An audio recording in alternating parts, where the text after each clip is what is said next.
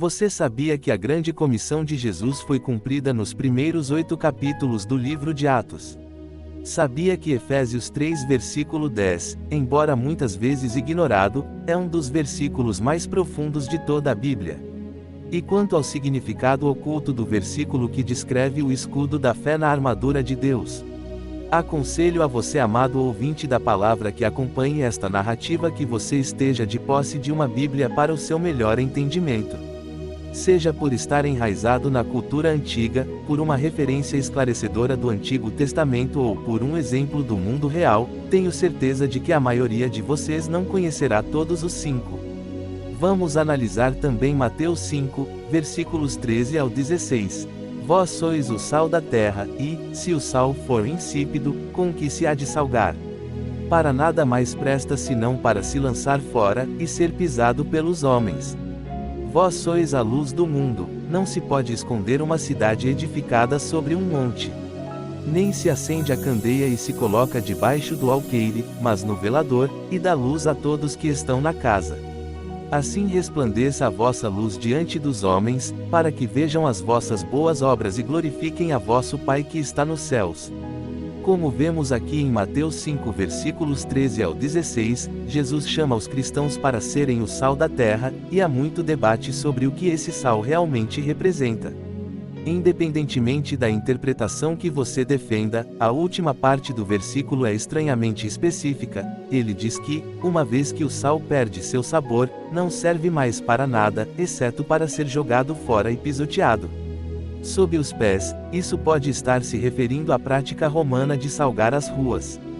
Qualquer um do Canadá sabe que o sal é usado para cobrir as estradas no inverno, permitindo que os veículos as utilizem sem escorregar. É possível que Jesus esteja dizendo que, uma vez que perdemos nosso sal, recuamos e somos lançados na estrada para ser pisoteados, de modo que outros que caminham pelo caminho não cometam o mesmo erro que nós. E escorreguem. Antes da ascensão de Jesus, no início do livro de Atos, ele menciona uma frase que muitas vezes ignoramos. Suas palavras de despedida para os discípulos incluem os primeiros locais onde o Evangelho seria espalhado: Jerusalém, Judeia, Samaria e os confins da terra. Agora, se mudarmos do capítulo 1 versículo 8 para o capítulo 8 versículo 1, encontramos algo muito intrigante. Após fazer um discurso incrível cheio do Espírito Santo para seus adversários, Estevão se torna o primeiro cristão a ser martirizado. Aqui é onde somos apresentados a Saulo, o perseguidor dos cristãos. Mas veja o que o versículo seguinte diz: naquele dia, uma grande perseguição irrompeu contra a igreja em Jerusalém. E todos, exceto os apóstolos, foram dispersos por toda a Judéia e Samaria. Este versículo, por si só, menciona 3 das localidades citadas por Jesus. Não estamos nem na metade do livro de Atos e o Evangelho já está sendo espalhado por meio dessa perseguição para todos os lugares certos. Mas isso não é tudo. No mesmo capítulo, Filipe batiza um eunuco etíope, um gentil muito rico e influente, que sem dúvida levou a mensagem do Evangelho de volta para sua cidade natal na África, bem na borda da ocupação romana, que para muitos seria considerada o fim da terra. Além disso, esse local poderia ser a localização de uma das primeiras e mais antigas igrejas já existentes. Assim, em apenas um capítulo, o Evangelho havia alcançado todos os lugares que Jesus especificou para seus apóstolos. Descobri algo que acho que você achará bastante interessante sobre a armadura de Deus, especificamente o escudo da fé. A passagem nos diz para tomarmos o escudo da fé para que possamos apagar as flechas flamejantes do diabo.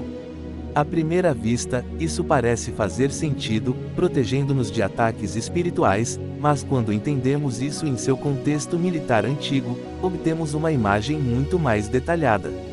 O comentário da palavra duradoura de Paulo descreve aqui não um pequeno escudo redondo, mas um grande escudo projetado para proteger todo o corpo no início da batalha.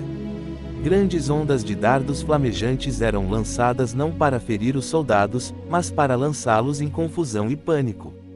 Devido à natureza incendiária desses dardos, os escudos frequentemente pegavam fogo, tentando os soldados a descartá-los, deixando-os vulneráveis aos ataques de lanças inimigas. O escudo da fé não apenas bloqueia as flechas flamejantes do inimigo, mas as extingue, dissipando completamente o caos e o pânico. Isso significa que o escudo da fé é tanto uma defesa confiável quanto um meio de avançar sobre o inimigo. A ressurreição de Jesus lançou nosso mundo naquilo que chamamos de Era da Igreja, mas você já se perguntou qual é o verdadeiro propósito da Igreja? É um lugar de comunhão para os crentes? É um lugar de aprendizado das Escrituras a partir do púlpito ou é algo muito, muito maior? Efésios 3, versículo 10 ao 12. Para que agora, pela Igreja, a multiforme sabedoria de Deus seja conhecida dos principados e potestades nos céus, segundo o eterno propósito que fez em Cristo Jesus, nosso Senhor, no qual temos ousadia e acesso com confiança, pela nossa fé nele. Vejamos, pois, amados irmãos, o que isso significa. É um versículo que frequentemente é ignorado pelos leitores, mas pode, na verdade, responder a essa pergunta em uma escala que você nunca imaginou antes. Saiba que a Igreja teve um impacto inegável em nosso mundo, mas você já parou para considerar o impacto que a Igreja teve no reino invisível do mundo espiritual?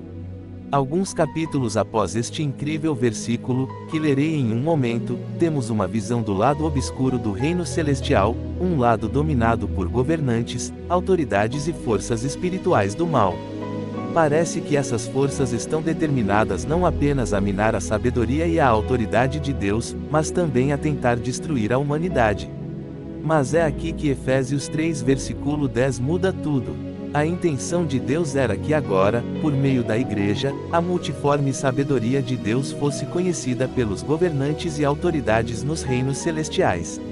O propósito final de Deus ao criar a Igreja não era apenas fornecer uma comunidade para os cristãos ou ensinar os crentes através do púlpito, mas usá-la como um pedestal para provar sua sabedoria aos governantes e autoridades em seu plano de salvação completo, resultando na reunião de milhões de pecadores diversos unidos sob a graça de Deus, minando Satanás completamente. Lembremos, pois, o que Jesus disse a Pedro. Mateus 16 versículos 18 e 19. Pois, também, eu te digo que tu és Pedro, e sobre esta pedra edificarei a minha igreja, e as portas do inferno não prevalecerão contra ela. E eu te darei as chaves do reino dos céus, e tudo o que ligares na terra será ligado nos céus, e tudo o que desligares na terra será desligado nos céus. Analisemos, pois, o que significa a igreja. A importância da Igreja de Jesus Cristo nos dias de hoje é multifacetada, com impacto espiritual, social e cultural. A Igreja representa uma comunidade de fé, onde as pessoas se reúnem para adorar, aprender e crescer em Cristo. Em tempos de dificuldades, crises e desafios, ela continua sendo um farol de esperança, conforto e direcionamento moral. 1. Preservação da fé e dos princípios cristãos. Em um mundo em constante mudança, onde valores tradicionais podem ser questionados ou distorcidos, a Igreja mantém viva a mensagem de amor, perdão, salvação e compromisso com os ensinamentos de Jesus Cristo. Ela oferece uma base espiritual sólida que ajuda os crentes a enfrentarem as dificuldades cotidianas com fé e esperança. 2. Apoio comunitário e caridade. A Igreja de Jesus Cristo desempenha um papel vital na promoção da solidariedade e da ajuda mútua. Além de ser um centro de oração, ela também é uma rede de apoio social, oferecendo recursos para os necessitados, promovendo obras de caridade, serviços comunitários e apoio emocional a quem enfrenta crises. 3. Transformação pessoal e social. A mensagem de Jesus Cristo de amor ao próximo, humildade, perdão e reconciliação não só transforma a vida dos indivíduos, mas também impacta positivamente a sociedade. A Igreja, ao ensinar esses princípios, pode contribuir para a construção de uma sociedade mais justa, pacífica e compassiva. 4. Propósito e sentido para a vida. Em tempos de incerteza e desilusão, muitas pessoas buscam significado e propósito na vida. A Igreja oferece uma visão transcendental e eterna da existência humana, lembrando os fiéis de seu valor intrínseco diante de Deus e de sua missão no mundo. 5. Promoção da ética e moral. A Igreja de Jesus Cristo ainda tem um papel fundamental na orientação ética, ajudando as pessoas a tomarem decisões sábias e alinhadas com os princípios cristãos. Ela oferece uma perspectiva moral que transcende as conveniências temporais, guiando os indivíduos em suas ações, relações e escolhas. 6. Cuidado espiritual em tempos de desafio. Nos dias de hoje, muitas pessoas enfrentam questões como ansiedade, solidão, depressão e insegurança. A Igreja oferece não apenas orientação espiritual, mas também suporte emocional e psicológico, por meio de ministérios de aconselhamento, grupos de apoio e momentos de oração coletiva. 7. A Igreja como agente de paz. A Igreja tem um papel importante na promoção da paz e da reconciliação, seja entre indivíduos ou comunidades. Em um mundo dividido por conflitos, tensões políticas e culturais, a Igreja é chamada a ser um agente de unidade e entendimento, lembrando aos cristãos do mandamento de amar uns aos outros. Em resumo, a Igreja de Jesus Cristo, no contexto atual, continua a ser uma fonte vital de fé, orientação, esperança e apoio para milhões de pessoas ao redor do mundo. Ela oferece uma base sólida para viver de acordo com os princípios divinos e ajuda a promover um impacto positivo na sociedade como um todo. Que Deus te abençoe abundantemente em nome do nosso Senhor e Salvador Jesus Cristo. Fonte de inspiração: Bíblia Sagrada. Canal Estudando com Cristo. Dê seu like e compartilhe, por favor. A paz.